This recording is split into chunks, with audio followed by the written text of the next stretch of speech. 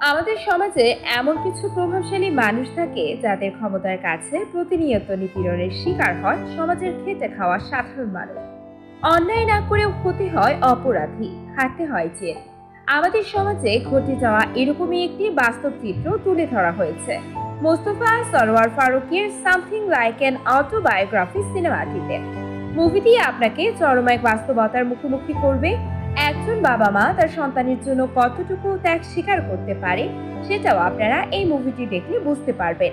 তো চলুন কথা না বাড়িয়ে মূল গল্পে চলে যায়। শুধু একটাই অনুরোধ, চ্যানেলে নতুন হয়ে থাকলে সাবস্ক্রাইব করে ফেলুন। গল্পের শুরুটা হয় তিথিকে দেখিয়ে। সে শুটিং এর কাজে থাইল্যান্ডের পাটায়াতে এসেছে। প্যারাসেলিং এর উপরে থাকা অবস্থায় সে ঢাকাতে তার হাজবেন্ড ফারহানকে ফোন করে আর বলে মানুষের কোলাহল থেকে উপরে দারুণ লাগছে ফারহান। ফারহান বলে ঠিক আছে, তুমি এনজয় করো, আমি ফোন রাখি। তখন তিথি ফোন কাটতে মানা করে আর বলে আমরা তো সবসময় কথা বলি গাড়ি থেকে, মেকআপ রুম থেকে, কিন্তু আকাশ থেকে তো কখনো কথা বলেনি। ফারহান বলে তুমি প্যারাসেলিং করতেছো পাটায়াতে, আর এখান থেকে আমার ভয়ে বুক কাঁপতেছে। তারপর তিথি বলে আমার ক্রেডিট কার্ডটা কাজ করছে না, তুমি আমাকে কিছু ডলার পাঠাও। এরপর তিথি ফারহানের পাঠানো ডলারগুলো তুলতে একটা দোকানে আসে। টাকাগুলো নিয়ে যাওয়ার সময় একটি ছিনতাইকারী তার ব্যাগটা নিয়ে দৌড় দেয়। তখন সেখানে থাকা একটি বাংলাদেশি প্রবাসী তিথির ব্যাগটা উদ্ধার করে দেয়।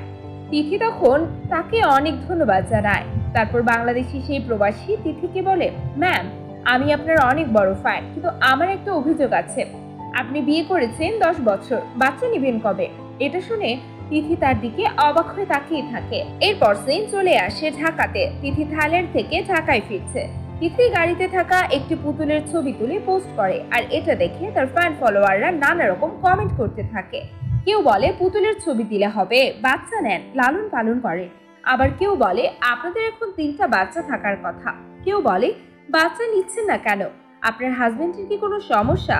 এসব কমেন্ট দেখে ফারহানও কিছুটা বিরক্ত, আর তাই সে তিথিকে ফোন করে আর বলে পুতুলের ছবিটা কেন পোস্ট করতে গেলা? সবাই আজে বাজে মন্তব্য করছে। যাই হোক, এরপর তারা একটা ডক্টরের কাছে যায়। ডক্টর বলে আপনারা কি এর আগে কখনো ট্রাই করেছেন? তিথি বলে না, ব্যস্ততার কারণে এবছর তার পরের বছর নিব করতে করতে আর নেওয়া হয়নি। তারপর লকডাউনে মনে হলো this is the right time of baby. Doctor তাদের দুজনকে কিছু টেস্ট দেয়। তারা দুজনেই সেই টেস্টগুলো করায়। তিথি বাসায় এসেও তার প্রেগন্যান্সি টেস্ট করে, কিন্তু নেগেটিভ আসে। এটা দেখে তিথি অনেক ভেঙে পড়ে। পরের দিন সে ডাক্তারের কাছে আসে। ডাক্তার বলে আমি আপনাকে শুধু একজন পেশেন্ট হিসাবে দেখি এমনটা নয়, আমি আপনার অনেক বড় ফ্যান, আর তাই আপনাকে সত্যি কথাটা বলতেই হয়। আপনার যে কন্ডিশন তাতে আপনার মা হওয়ার চান্সটা খুবই কম। ডাক্তারের এই কথা শুনে তিথি আরো ভেঙে পড়ে। বাসায় আসলে ফারহান তিথিকে বোঝানোর চেষ্টা করে আর বলে বাচ্চা আমাদের কেন নিতেই হবে? এই যে এত বছর ধরে মানব জাতি পৃথিবীতে আছে, মানুষ পৃথিবী নামক এই গ্রহটার কি উপকারটা করেছে, ক্ষতি করা ছাড়া? তিথি মন খারাপ করে উঠে বারান্দায় চলে আসে। ফারহান আসলে তিথি বলে এই যে এত বছর আমি কেরিয়ারের জন্য কোনো বাচ্চা নিইনি, আর এখন আমার এই দুর্গতি, আমার উপরে তোমার কোনো রাগ হচ্ছে না? তখন ফারহান বলে তিথি, আমাদের 12 বছরের সংসার জীবনে আমি কখনো তোমাকে বাচ্চা নেওয়ার জন্য জোরাজুরি করেছি? পরের দিন তিথি তার মাকে নিতে তার মামার বাড়িতে আসে। তিথির মা খুব অসুস্থ ছিল, আর এর জন্য তিথি আসছে তার মাকে তার সাথে নিয়ে যেতে, কিন্তু তার মা তার সাথে যেতে চায় না। তখন তিথি বলে কেন যাবা না আম্মা? তারপর তার মা বলে তুমি আমার কথা শোনো, যে আমি তোমার কথা শুনবো? মূলত বিয়ের এত বছর পরেও বাচ্চা না নেওয়ার কারণে তিথির মা ও তিথির উপর কিছুটা রেগেছিল। যাই হোক, তিথি তার মাকে নিয়ে বাড়িতে আসে। তিথি এসে দেখে পুতুলগুলো মাটিতে পড়ে আছে। তার মা বলে ঘরে পুতুল থাকলে নামাজ হয় না। এরপর তিথি পুতুলগুলোকে আবার সাজিয়ে রাখে। তারপর তিথির মা তার জামা কাপড় গুছিয়ে নেয়, আর কাজের মেয়ে নিপাকে বলে একটা উবার ডেকে দিতে। এসব দেখে তিথি তার মাকে বলে মা, তুমি কি আমাকে শান্তিতে থাকতে দিবা না? কই যাবা তুমি এখন? তার মা বলে আমি জাহান্নামের বাড়িতে থাকতে পারবো না, যখন বাচ্চা নিবা ফেরেশতা আসবে তখন আসবো। এটা বলে তার মা সেদিন বাড়ি থেকে চলে যায়। পরের দিন তিথি ডক্টরের কাছে যায় আর বলে আমি যদি ডোনারের এগ নেই তাহলে কি বাচ্চার মহিলার মতো দেখতে হবে? ডাক্তার বলে বাচ্চার 50% সম্ভাবনা থাকবে তার বাবার মতো হওয়ার, আর বাকি 50% সম্ভাবনা থাকবে ডোনারের মতো হওয়ার। তখন তিথি বলে বাচ্চা কি আমার মতো হওয়ার কোনো সম্ভাবনা নেই? ডাক্তার বলে যেহেতু আপনি অন্যজনের এগ নিচ্ছেন সেহেতু বাচ্চা আপনার মতো হওয়ার সম্ভাবনা খুবই কম। তারপর তিথি বলে ধরে নিলাম বাচ্চা আমার মতো দেখতে হবে না, কিন্তু বাচ্চার স্বভাব চরিত্রটা কি আমার মতো হবে না? তারপর ডক্টর বলে, দেখুন স্বভাব চরিত্র নির্ভর করে বাচ্চা কোন পরিবেশে বড় হচ্ছে সেটার উপর। আপনারা যে পরিবেশে বাচ্চাটাকে বড় করবেন সে তেমন ভাবে বেড়ে উঠবে। যাই হোক, তিথি ডক্টরের সাথে কথা বলে বাসায় চলে আসে। রাতের বেলা তিথি এসব ভেবে অনেক কান্না করে। পরের দিন সকালবেলা তিথি ফারহানকে বলে, ফারহান, তোমার কাছে চৈতি ম্যাডামের নাম্বার আছে? ফারহান বলে, মোবাইলে আছে, বের করে নাও। ফারহানের মোবাইলটা হাতে নিয়ে তিথি যখন নাম্বারটা বের করতে যায় তখন সে মোবাইলে জুই নামে একটি মেয়ের মেসেজ দেখতে পায়। মেসেজে লেখা ছিল, আমি জানি এক্স গার্লফ্রেন্ডের এই নেওয়াটা একটা অকওয়ার্ড জিনিস, মূলত জুই এই নামের এই মেয়েটি ফারহানের এক্স গার্লফ্রেন্ড ছিল। মেসেজগুলো দেখে তিথির মন খারাপ হয়ে যায়। ফারহান তখন নাস্তার টেবিলে আসে। তিথির মন খারাপ দেখে সে তিথিকে বলে, কি ব্যাপার, তুমি কিছু খাবে না? তিথি বলে, না আমি কিছু খাবো না, তুমি খেয়ে নাও। পরের দিন ফারহান অফিসে মিটিং এর কাজে ব্যস্ত ছিল। ওই সময় তার কাছে তিথির একটা ফোন আসে। ফোন রিসিভ করতে তিথি বলে, কি করছো তুমি এটা করতে পারলা? তুমি 1 ঘন্টার মধ্যে বাসায় আসো। ফারহান বলে, কি হয়েছে, কি করলাম আমি? তিথি বলে, তুমি বাসায় আসো, তারপর বলছি। তিথির কথা শুনে ফারহান কিছুটা ভয় পেয়ে যায়। সে ভাবতে থাকে তিথি হয়তো তার এক্স গার্লফ্রেন্ড জুইকে নিয়ে কিছু একটা বলবে। আর তাই সে জুইকে ভয়েস মেসেজ করে আর বলে, জুই, তুমি আমার সাথে কোনো যোগাযোগ রেখো না, আমি তোমাকে মেসেজ না দিলে তুমি আমাকে কোনো মেসেজ দিও না। এটা বলে সে জুইয়ের নাম্বার ব্লক করে দেয়। ফারহান বাসায় এসে দেখে তিথি তার রুমে নেই। তাই সে কাজের মেয়েকে জিজ্ঞেস করে, তিথি কোথায়? সে বলে, আপা বাহিরে গেছে, আপনাকে বাসায় থাকতে বলছে।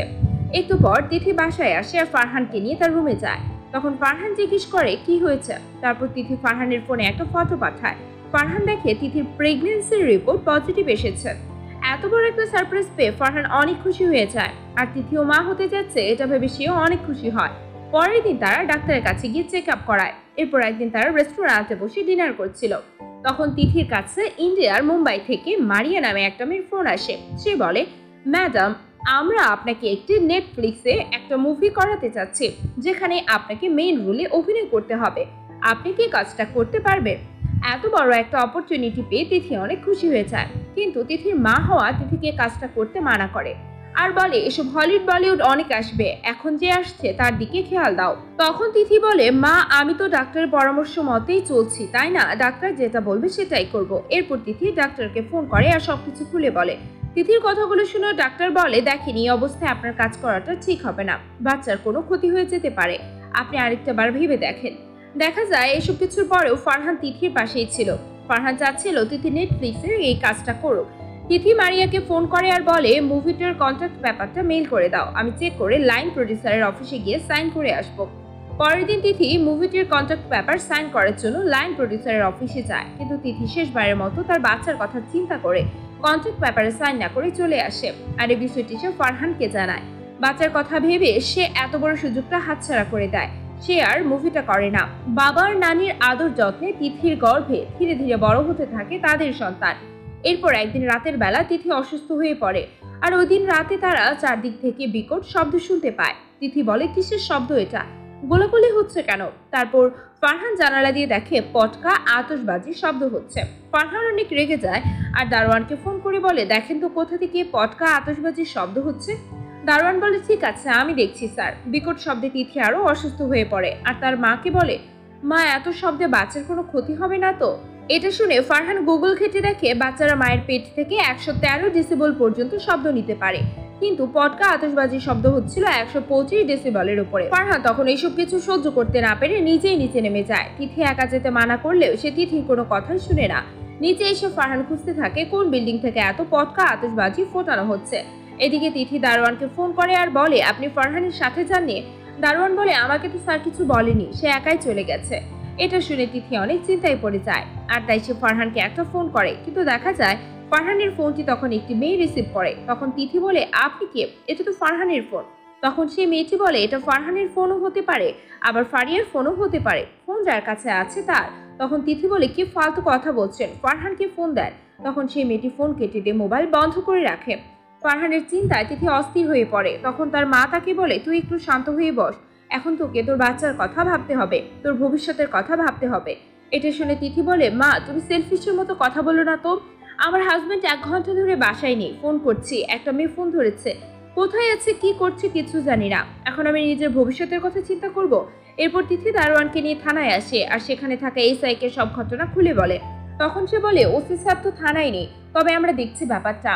এই শরীর নিয়ে আপনার থানায় থাকাটা উচিত হবে না, আপনি বরং বাসায় চলে যান। তখন তিথি বলে, আপনি আমাকে নিয়ে ভাববেন না, আপনি আমার স্বামীকে উদ্ধার করার ব্যবস্থা করেন। ফারহানের নাম্বারটা ট্র্যাক করে দেখুন কোথায় আছে। তখন সে বলে, দেখুন আমরা চাইলে এই নাম্বারটা ট্র্যাক করতে পারবো না, ওসি স্যার আসুক তারপর দেখছি। পুলিশের কাছে সাহায্য না পেয়ে তিথি তখন লাইভে যায় আর বলে, পুলিশ আমাকে কোনো সাহায্য করছে না। আমি তাদেরকে বললাম আমার হাজবেন্ডের নাম্বারটা ট্র্যাক করে তাকে খুঁজে বের করতে, কিন্তু পুলিশ এটা করছে না। তারপর ওসি এসে তিথিকে বলে, আপনি থানায় আসা মাত্রই আমার টিম আপনাকে সাপোর্ট দিয়েছে, আপনি যেভাবে বলছেন সেভাবেই কাজ করেছে, আর আপনি সেটা হাসি মুখে গ্রহণও করছেন। তারপর আপনি তাদেরকে ফোন ট্র্যাক করতে বলেছেন, কিন্তু তখন তাদের সার্ভিসটা আপনার পছন্দ হয়নি, আর এরপর আপনি সাথে সাথে লাইভে চলে গেলেন। আমাদের সার্ভিস পছন্দ হলে আমরা ভালো, আর সার্ভিস পছন্দ না হলেই পুলিশ খারাপ, এটা কি ঠিক? তিথি বলে, না ভাইয়া ঠিক না, আপনি আমার হাজবেন্ডকে খুঁজে বের করার ব্যবস্থা করেন। এরপর সে দায়িত্বরত পুলিশকে বিষয়টা জানায়। তিথি রুটি কলা খেয়ে থানাতেই রাতটা কাটিয়ে নেয়। সকালবেলা তিথি দেখতে পায় ফারহানকে পুলিশ অস্ত্রসহ গ্রেপ্তার করে নিয়ে এসেছে। পুলিশ তখন ফারহানকে নিয়ে এসে হাজতে বন্দি করে রাখে। এটা দেখে তিথি ওসির কাছে আসে আর বলে, আপনার আমার হাজবেন্ডকে কেন আটক করে নিয়ে এসেছেন? আপনি তো ওকে খুঁজতে আপনাদের কাছে এসেছিলাম, তাহলে ওকে কেন আটক করে নিয়ে এসেছেন? কি করেছে ও? তারপর ওসি গিয়ে দায়িত্বরত পুলিশকে জিজ্ঞেস করে, তোমরা কি আজহার সাহেবের বাসা থেকে ফারহানকে ধরে নিয়ে এসেছো? পুলিশ বলে, জি স্যার। তারপর ওসি বলে, কেন ধরে নিয়ে এসেছো? তখন সে বলে, স্যার ফারহান সাহেব হাতিয়ার নিয়ে গিয়ে আজহার সাহেবের বাড়িতে আক্রমণ করতে গিয়েছিল, আর বাসার দারোয়ানকেও মেরে আহত করে দিয়েছে। আমি তখন ঘটনাস্থল থেকে হাতে নাতে তাকে গ্রেপ্তার করেছি। যাই হোক, তার কাছ থেকে সব শোনার পর ওসি তিথিকে জিজ্ঞেস করে, ফারহান যে অস্ত্রটা নিয়ে গিয়েছিল সেটার কি লাইসেন্স আছে? যদি লাইসেন্স থাকে তাহলে একরকম ব্যবস্থা, আর না থাকলে আরেক রকম ব্যবস্থা। ওসি একথা শুনে তিথি অবাক হয়ে যায় আর বলে যে ফারহানের কাছে অস্ত্র আসবে কোথায় থেকে। যাই হোক, সে আসল সত্যিটা জানতে ফারহানের কাছে যায় আর ফারহানকে সব ঘটনা খুলে বলতে বলে। এরপর ফারহান তিথিকে সেদিন রাতের সমস্ত ঘটনা বলতে থাকে। ফ্ল্যাশব্যাকে দেখানো হয় ফারহান সেদিন আজহার সাহেবের বাসায় যায় আর সেখানে পার্টি করতে থাকা লোকজনকে বলে, রাতের বেলা কি আপনাদের ঘুম নাই? কি শুরু করেছেন এসব? ঘরে আমার ওয়াইফ অসুস্থ, আপনাদের পটকার আতশবাজির শব্দে ও আরো অসুস্থ হয়ে পড়ছে। তারা তখন ফারহানের কোনো কথাই শুনে না, উল্টো ফারহানের উপর আক্রমণ করে বসে আর তাকে একটা ঘরের মধ্যে আটকে রাখে। আর তিথি যখন ফোন দিয়েছিল তখন এই মেয়েটি মূলত ফারহানের ফোনটা রিসিভ করেছিল। ফারহান তখন মেয়েটিকে বলে, প্লিজ আপু আমার ফোনটা দেন, আমার স্ত্রী অনেক অসুস্থ, প্লিজ ফোনটা দেন। কিন্তু তারা ফারহানের কোনো কথাই শুনছিল না। এরপর সেখানে আজহার সাহেবের ছেলে আসে আর ফারহানকে একটা ফেসবুক আইডি দেখিয়ে বলে, এটা কি আপনার আইডি? ফারহান বলে, হ্যাঁ আমার আইডি। এরপর সে তার বাবা আজহার সাহেবের কাছে আসে আর তার বাবাকে বলে, বাবা এই লোকটাই হচ্ছে সেই লোক যে করোনাকালে আপনার বিরুদ্ধে 7-7টা স্ট্যাটাস দিয়েছিল। এই লোককে সহজে ছাড়া যাবে না, বিষয়টি আপনি আমার উপর ছেড়ে দেন। তখন আজহার সাহেব বলে, ঠিক আছে, তুমি যেটা ভালো মনে করো সেটাই করো। তারপর সে ফারহানের কাছে আসে আর তাকে বলে, আপনার কি শব্দে সমস্যা হয়? ফারহান বলে, আমার ওয়াইফ খুব অসুস্থ, সমস্যা হয়। তখন সে বলে, এর জন্য আপনি আসছেন আমার বাড়িতে রংবাজি করতে? এরপর তারা ফারহানকে আটকে রেখে ঘরের মধ্যে শত শত পটকা ছেড়ে দেয়। পটকার শব্দে ফারহান 2 হাত দিয়ে তার কান থেকে রাখে। ফারহানের কাছে সেদিনের ঘটনাটি শুনে তিথি অনেক কান্না করতে থাকে। তখন ফারহান তিথিকে শক্ত হতে বলে আর বলে, তুমি এখন বাসায় গিয়ে রেস্ট নাও, আর বাসায় গিয়ে আমার জন্য একটা চশমা পাঠিয়ে দিও, চশমাটা হারিয়ে গেছে। এদিকে দেখা যায় আজহার সাহেবের ছেলে দারোয়ানের মেয়েকে নিয়ে এসে মিডিয়ার সামনে সংবাদ সম্মেলন করে। দারোয়ানের মেয়ে মিডিয়াকে বলে, ওই দিন রাতে ফারহান সাহেব আমার বাবাকে মেরে আহত করেছে, আমি এর সুষ্ঠু বিচার চাই। আজহার সাহেবের ছেলে বলে, আমার বাসার শব্দ ফারহানের বাসায় যাওয়া অপরাধ, নাকি ফারহানের সাথে আমার বাসায় মারামারি করাটা অপরাধ? এটারই বিচার আমি আপনাদের কাছে দিলাম। মিডিয়া এই নিউজটা তিথিও দেখতে পায়। এরপর সে একটা লয়ারের কাছে যায়। এদিকে ফারহানকে আদালতে হাজির করা হয়। আদালতে ফারহানকে একদিনের রিমান্ড দেয়। এরপর তিথি আর সেই লয়ার দারোয়ানের মেয়ের সাথে কথা বলতে চায়। মেয়েটি বলে, আপা আমি আপনার অনেক বড় ফ্যান, কিন্তু আপনার হাজবেন্ড আমার বাবাকে মেরে আহত করেছে। মেয়ে হিসেবে কি আমি আমার বাবার বিচার চাবো না? আমি আপনাকে পছন্দ করি, তাই বলে কি আমি আমার বাবার বিচার চেতে পারবো না? এটা শুনে তিথি বলে, আপনার অনেক কিছুই বলার ছিল, আপনি সত্যিটা বললেই পারতেন। তারপর সে বলে, আমি যা বলেছি সব সত্যিই বলেছি। কিন্তু মেয়েটির মুখের এক্সপ্রেশনই বলে দেয় সে সেদিন সব মিথ্যে কথা বলেছে। যাই হোক, এরপর তিথি বাসায় এসে তানভীর নামে একটা ছেলেকে ফোন করে। তানভীর ছিল তিথির খুব পরিচিত একজন মানুষ, কিন্তু অনেকদিন হলো তাদের মধ্যে কোনো যোগাযোগ নেই। আর তানভীর হচ্ছে এক্স মিনিস্টারের ছেলে। তিথি তখন সব ঘটনা তানভীরকে জানায়। তানভীর বলে, তুমি কোনো চিন্তা করো না, আজহার সাহেবের জন্য আমার বাবা অনেক কিছু করেছে। বাবার কথা শুনলে এমনিতেই কাঁপাকাঁপি শুরু করবে, আমি দেখছি বিষয়টা। পরের দিন তানভীর তিথিকে সাথে নিয়ে আজহার সাহেবের বাসার দিকে রওনা দেয়। তিথি গাড়িতেই বসে থাকে আর তানভীর যায় আজহার সাহেবের বাসায়। তিথি তখন ফোনে তাদের সব কথাই শুনছিল। আজহার সাহেব তানভীরকে বলে, তুমি তো ভালো করেই জানো আমি কোনোদিন আপোষ করিনি, এটা তোমার বাবাও জানে। তিনি আমাকে কত বিপদ থেকে রক্ষা করেছে, এখন তাহলে তুমি চাচ্ছ মিলমিশ করে ফেলতে, মামলাটা তুলে ফেলতে? তানভীর বলে, জি আঙ্কেল, আপনাদের গার্ড মামলাটা তুলে ফেললে ঝামেলা অর্ধেক কমে যাবে। তখন পাশে থেকে আজহার সাহেব ছেলে বলে, মামলাটা আমরা তুলে ফেলবো, তবে একটা মুচলেকা দিতে হবে। মুচলেকায় লেখা থাকবে ফারহান সাহেব ওই রাতে অস্ত্র নিয়ে এসে আমাদের দারোয়ানের উপর হামলা করে, আর এই বিষয়ের জন্য সে লজ্জিত। শুধু লজ্জিত হলেই হবে না, তাকে আমার আব্বার পা ধরে ক্ষমা চাইতে হবে। সে আরো বলে, ফারহান যে করোনাকালে আমার বাবার বিরুদ্ধে দুর্নীতিবাজ বলে স্ট্যাটাস দিয়েছিল, ওইটার জন্য তাকে আবারও স্ট্যাটাস দিতে হবে। স্ট্যাটাসে লেখা থাকবে আজহার সাহেব জনদরদি, মানুষ সেবা করে এবং সে একজন বীর। তখন তানভীর বলে, এটা আমি শিওর দিতে পারছি না, তবে চেষ্টা করব। আজহার সাহেব বলে, না তানভীর, এটা তোমাকে করতেই হবে, আমার ছেলের কথাটা তোমার রাখতেই হবে। এরপর তানভীর তাদের কথা মতো একটি মুচলেকা তৈরি করে। মুচলেকাটার কপি নিয়ে তিথি ফারহানের কাছে যায়। ফারহান তখন মুচলেকাটি পড়ে আর তিথিকে জিজ্ঞেস করে, এটা কে করে দিয়েছে তিথি? তিথি বলে, আমার পরিচিত একজন ডিরেক্টর। তখন ফারহান বলে, কে সে? আমাকে জানতে হবে। কে আমাকে দোষী বানাতে চাচ্ছে? কে আমাকে অপমান করার চেষ্টা করছে? আমি কি কোনো অপরাধ করেছি যে আমাকে ক্ষমা চাইতে হবে? আমি কি চোর? তারপর তিথি বলে, এটা ছাড়া তোমাকে এখান থেকে তাড়াতাড়ি বের করার আর কোনো উপায় নেই। তখন ফারহান বলে, আমার তো ওখান থেকে তাড়াতাড়ি বের হওয়ার কোনো প্রয়োজন নেই। এটা শুনে তিথি কিছুটা রেগে যায় আর বলে, আমাদের তো একটা প্ল্যান ছিল। বাবু হওয়ার পর তুমি বাবুকে কোলে নিবা, বাবুর কানে আজান দিবা। তুমি যেহেতু বের হতে চাচ্ছ না, তাহলে থাকো। বাবুর কানে আজানটা না হয় হুজুরে দিয়ে দিবে। বাবুর বাচ্চার কথা ভেবে ফারহান তখন মুচলেকায় সাইন করে দেয়। এরপর লয়ার সেই পেপার নিয়ে আজহার সাহেবের বাসায় যায় আর দারোয়ানের একটা স্বাক্ষর নেয়। এরপর ফারহানকে ছেড়ে দেওয়া হয়। ফারহান আজহার সাহেবের বাসায় আসে আর তাকে বলে, আমার ভুল হয়ে গেছে, আমাকে ক্ষমা করে দিবেন। তখন আজহার সাহেব বলে, এভাবে তো ক্ষমা চাওয়ার কথা ছিল না। তারপর ফারহান আজহার সাহেবের পা ধরে ক্ষমা চায়। কি দোষ ছিল এই ফারহানের?